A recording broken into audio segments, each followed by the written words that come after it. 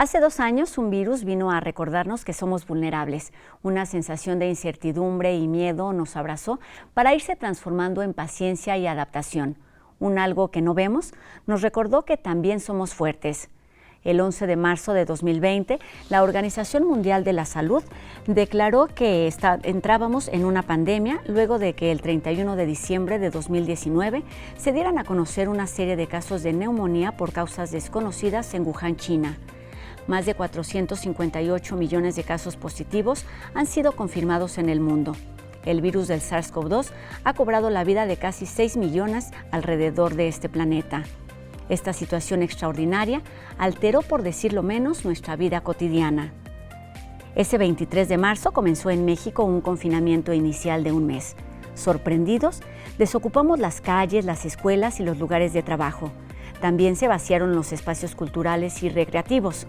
Nosotros, en TV UNAM, comenzamos la UNAM Responde con muchas preguntas y la única certeza y responsabilidad de contar con especialistas de todas las áreas del conocimiento, con el firme propósito de poder entender lo que estaba por venir y sin imaginar que se prolongaría de tal manera. 24 meses después, seguimos aquí, intentando dar respuestas, acompañamiento y herramientas para afrontar esta enfermedad ocasionada por la COVID-19. Con el mismo empeño y responsabilidad de aquel lejano 2020, comenzamos nuestro programa de hoy, el 455, y una nueva semana en la que haremos un balance de lo que ha significado esta situación de crisis y de oportunidad en nuestra Universidad Nacional Autónoma de México. Y bueno, en este recuento resulta imposible no hablar del doctor Carlos Rosales, investigador del Instituto de Biomédicas de nuestra universidad, quien desde el inicio aportó sus conocimientos para entender las cifras y además ayudarnos a resolver las dudas que se han ido surgiendo día con día. Hoy nos platica sobre lo que significa estar en color verde del semáforo epidemiológico de riesgo.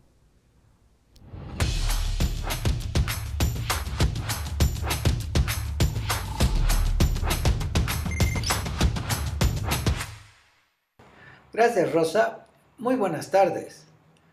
Ahora que el semáforo epidemiológico está en verde en casi todo el país, nuestro público pregunta, ¿esto significa que la pandemia está por terminar?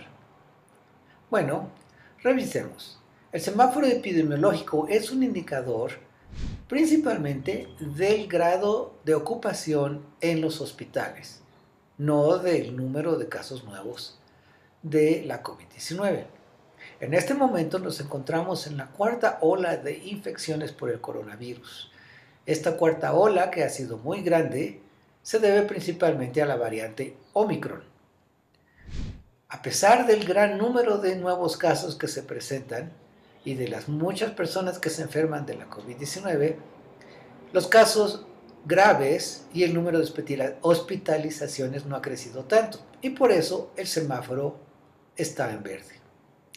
Sin embargo, los números, la cantidad de personas nuevas que se infectan todos los días, sigue siendo muy alto.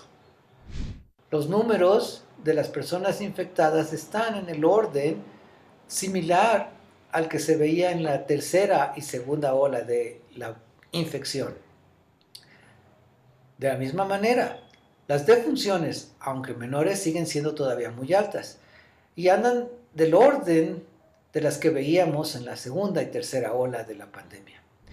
Por lo tanto, esto significa que la pandemia no ha terminado y el riesgo de infección sigue siendo muy alto.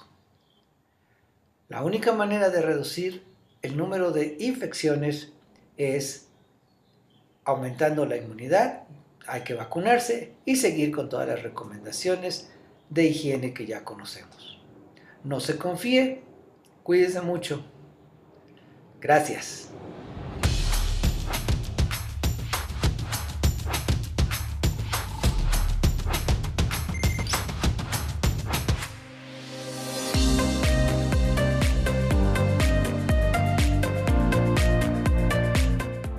Este 23 de marzo, en la primera emisión de la UNAM Responde, nos acompañó una de las voces universitarias más calificadas en materia de salud. Al paso de 2 años, hoy en este día, haremos un recuento de lo que ha pasado, platicaremos también sobre nuestra situación actual para imaginar por lo menos qué vendrá después de esta experiencia. Hoy nos da muchísimo gusto saludar de nueva cuenta al doctor Samuel Ponce de León Rosales, quien es el coordinador de la Comisión Universitaria para la Atención de la Emergencia por Coronavirus en nuestra universidad y además el coordinador del Programa Universitario de Investigación en Salud, el PUIS. Doctor, un gusto, ¿cómo está? Y qué bueno que nos acompaña en esta emisión de recuento de la UNAM Responde. Buenas tardes. Hola Rosa, mucho gusto en saludarla, mucho gusto en saludar al auditorio en este recuento importantísimo de lo que ha ocurrido ya a poco más de 2 años. Exactamente, doctor. Y para comenzar, hablemos del aquí, de hoy y del ahora. ¿Cómo comenzamos este complicado o este ya tercer año de pandemia? ¿Cómo debemos entenderlo, doctor? Bueno, pues el momento ciertamente predispone a hacer una suerte de análisis retrospectivo de dónde venimos, cómo inició y a dónde estamos efectivamente para ver qué es lo que tenemos que hacer en el futuro inmediato y a mediano plazo. El golpe ha sido ciertamente devastador, terrible. La magnitud de la gravedad de lo sufrido, de hecho yo pienso que todavía no se aprecia con certeza porque es mucho mayor a lo que se pudo haber esperado. Y hablamos de muertes, de muchas muertes, hablamos de muchos casos. Ya señalaban que son formalmente casi 500 millones de casos informados. Ciertamente son muchos más que estos. Ciertamente son muchos más que los casi 6 millones de fallecimientos que hay actualmente. El tema no se centra exclusivamente en salud propiamente, en el número de casos, el número de muertos, sino que tiene impactos en la educación, en nuestro desarrollo social, en la economía indudablemente, y estos van a ser duraderos, como también tendremos un sector de la población con efectos duraderos como consecuencia de la infección. A 2 años y después de 4 olas en México, tenemos más de 5,5 millones de casos informados, más de 350,000 fallecimientos, y en el panorama vale también contrastar, yo pienso que es importante destacar, que a nivel global se han administrado más de 10,000 millones de dosis de vacunas, y que en el país, pues más de 150 millones de dosis, muy destacada la cifra, ciertamente un logro espectacular, diría yo. Y esto en conjunto con las medidas de prevención, las herramientas de salud pública, cubrebocas y todas las demás conductas nos han permitido ciertamente mitigar el impacto de la transmisión del virus.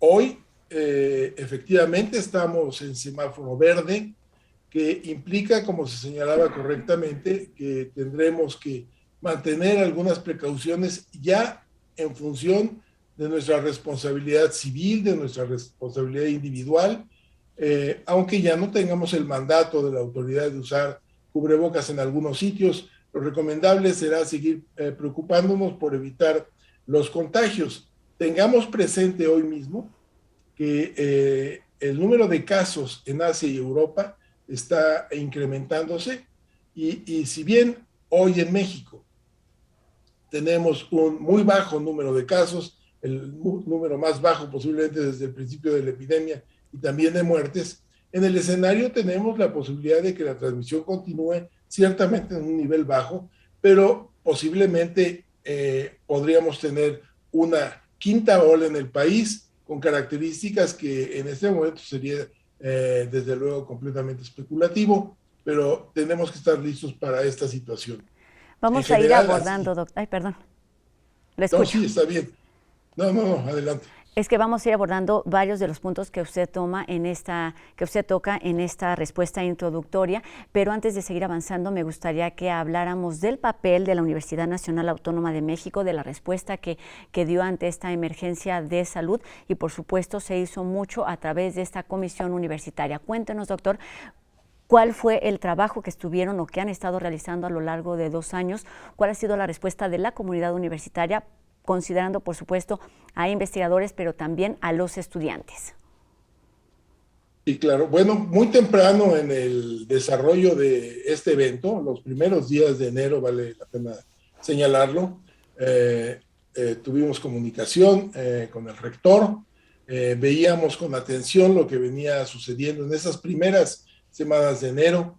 Ya para febrero, la comisión de respuesta a la pandemia se había instalado con un grupo de destacados miembros de la comunidad universitaria para ir llevando una suerte de observación directa y cotidiana de lo que ocurría y de cuáles podrían ser las mejores alternativas para ir estableciendo un curso de actividades para que la Universidad Nacional Autónoma de México diera una respuesta a lo que sucedía en la sociedad en general y en particular con el problema de salud en el ámbito de atención médica. Así que se iniciaron múltiples análisis, se establecieron proyectos de comunicación con grupos de expertos, tuvimos una suerte, grupo de voceros muy activo, con el objetivo de divulgar el conocimiento, de iniciar además una serie de proyectos para dar respuesta a las necesidades que se iban planteando. Tuvimos una gran comunicación con el gobierno federal y con el gobierno de la Ciudad de México para ver cuáles eran los puntos donde podíamos apoyar desde la producción de medios de transporte, de equipos para ventilación, de una cantidad de insumos muy importante, desde luego también apoyos para realización de mapas del país con información fundamental, se abrieron clínicas de diagnóstico y todo esto a la comisión le permitía mantener un nivel de observación muy directo a lo que estaba ocurriendo y ir tomando recomendaciones particulares en cada uno de los momentos de la epidemia. Se establecieron vinculación con muy diversas instituciones para hacer grupos de trabajo y poder tratar de entender el fenómeno, analizarlo lo más profundamente posible y hacer propuestas que pudieran resultar útiles para la autoridad federal y desde luego también para las autoridades de la Ciudad de México.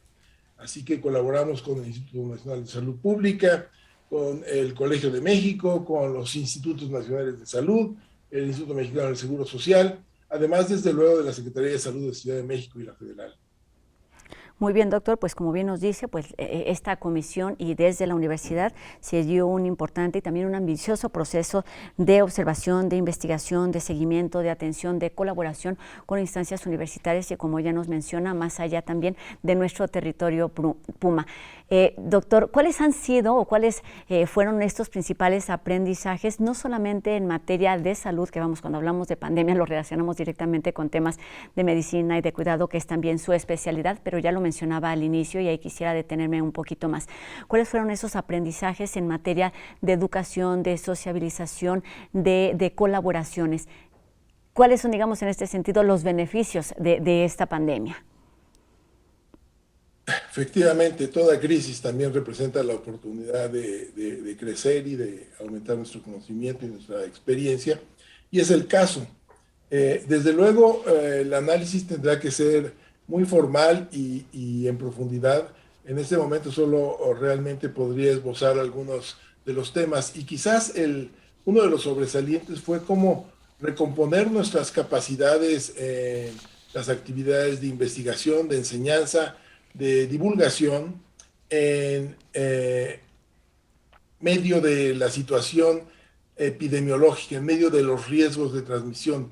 Y así, pues realmente la transmisión por vías digitales, la comunicación virtual, la comunicación telefónica, se convirtió en una herramienta fundamental que tendrá que seguirse usando de aquí en adelante para, pues, incrementar seguramente de manera exponencial las capacidades educativas de la universidad y de prácticamente todas las instituciones que tienen algún tipo de responsabilidad para establecer este tipo de actividades.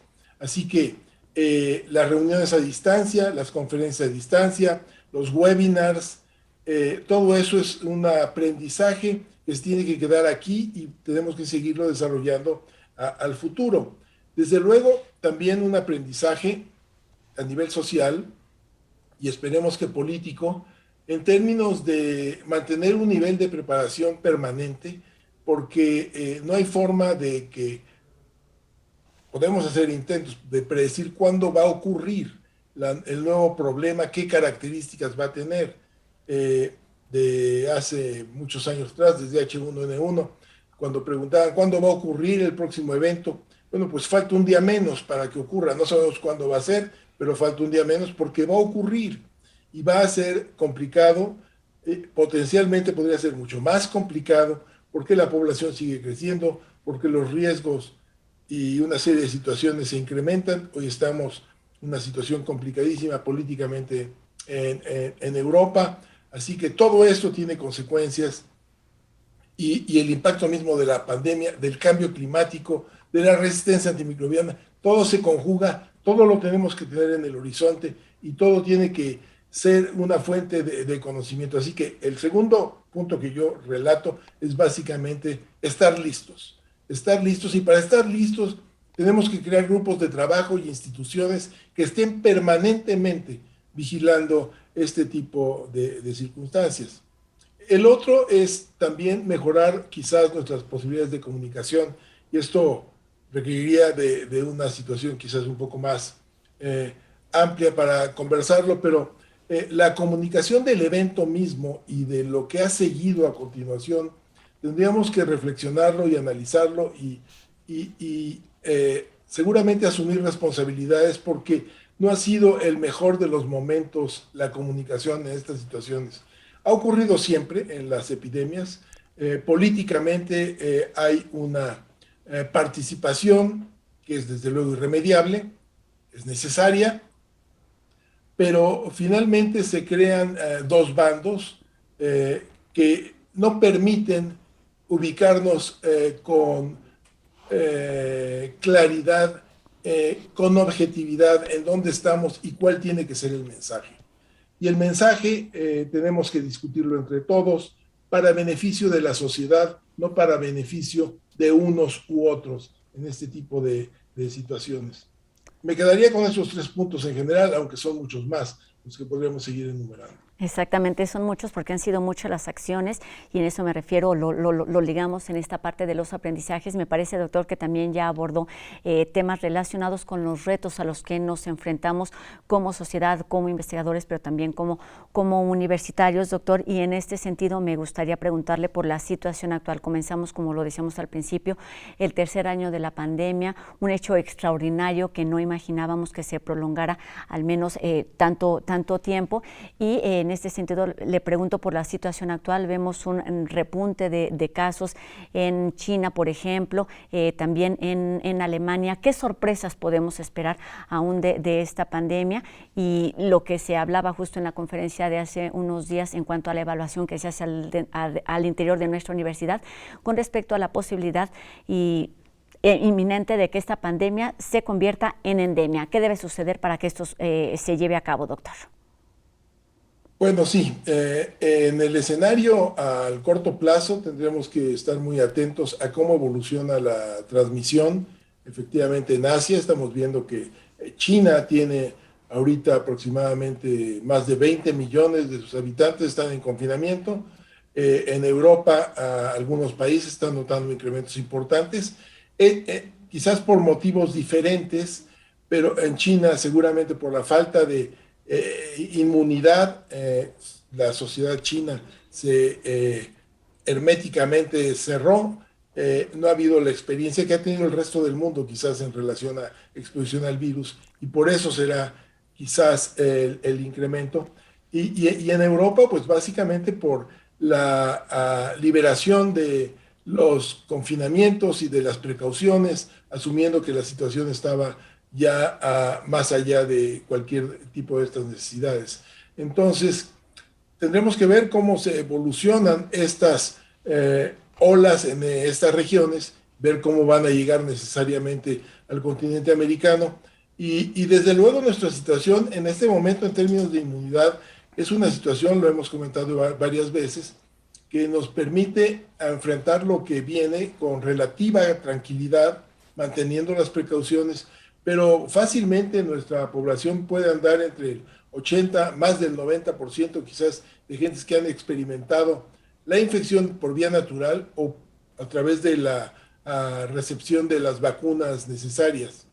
Así que lo que vamos a tener en el corto plazo en México es un periodo de tranquilidad que tendrá que ser vigilante para ver qué es lo que ocurre, y en el futuro a mediano plazo ver cómo evolucionan las nuevas olas en Europa y Asia, y ver con vigilancia la posible aparición de nuevas variantes del virus.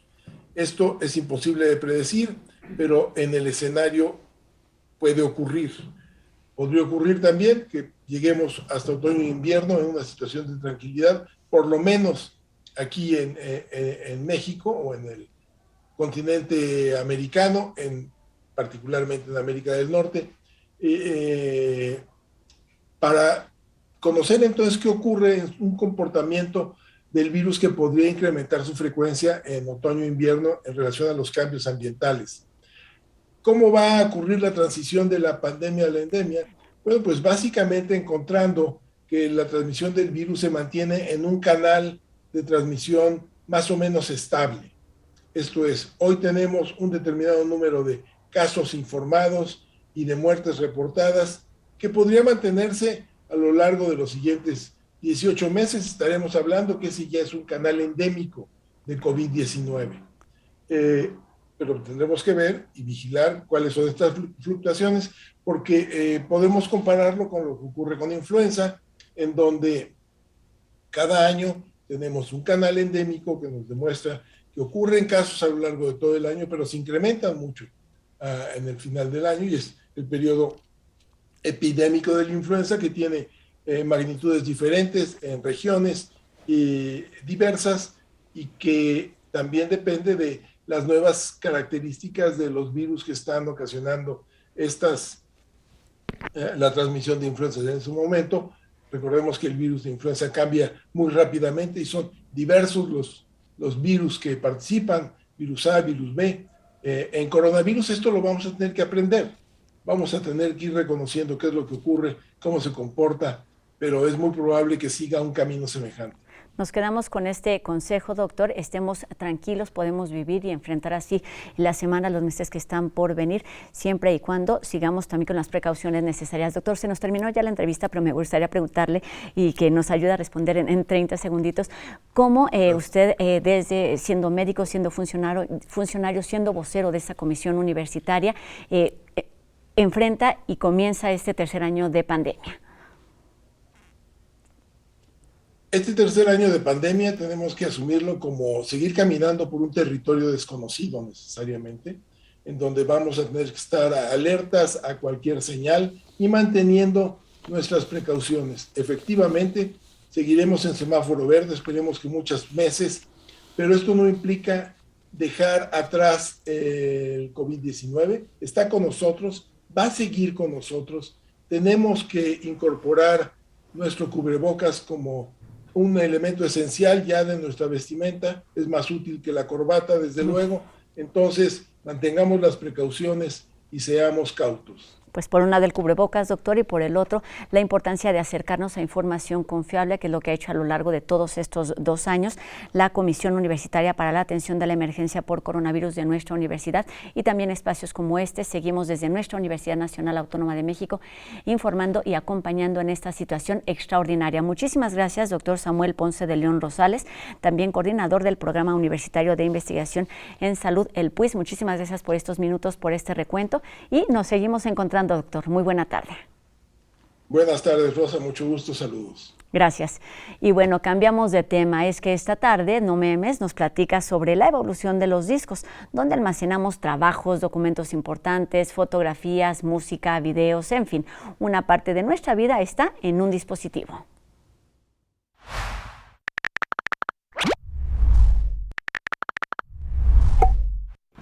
Si la International Business Machines Corporation, conocida por las siglas IBM, no hubiera presentado al mundo en 1956 el sistema de contabilidad con memoria de acceso aleatorio, o RAMAC, un artefacto que medía lo que un refrigerador que contenía 50 discos de más de 60 centímetros, pues como unas pizzas familiares, ¿no?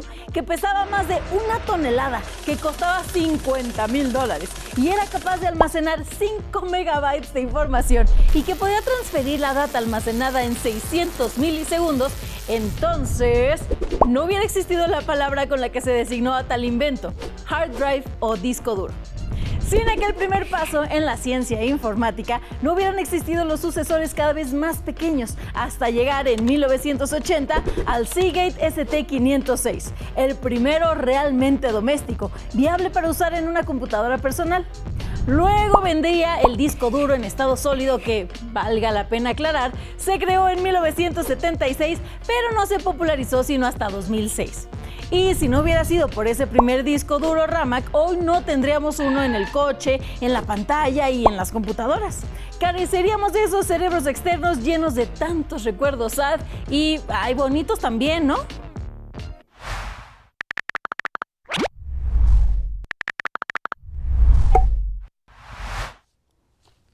Cumplimos 2 años al aire y por supuesto no podemos más que agradecer a todas las personas que hacen posible esta transmisión día con día y que lo han hecho durante estos 2 años de pandemia, desde casa, desde el máster y por supuesto en nuestras instalaciones de TV UNAM. También agradecemos a todos ustedes que nos ven y nos acompañan del otro lado de la pantalla. Recibimos sus dudas, sus comentarios y agradecemos el poder seguir teniendo juntos esta comunicación para elaborar este programa. Y por supuesto agradecemos siempre también la participación de todos los especialistas universitarios que nos acompañan día con día con información, con comentarios, con todas estas cápsulas que enriquecen nuestro contenido. Sigamos en esta misión de informar desde TV UNAM a raíz de esta situación extraordinaria que es la pandemia, y seguimos también en este recuento durante los siguientes días. Mi nombre es Rosa Brizuela y nos vemos aquí mañana, por supuesto, por TV UNAM. Adiós.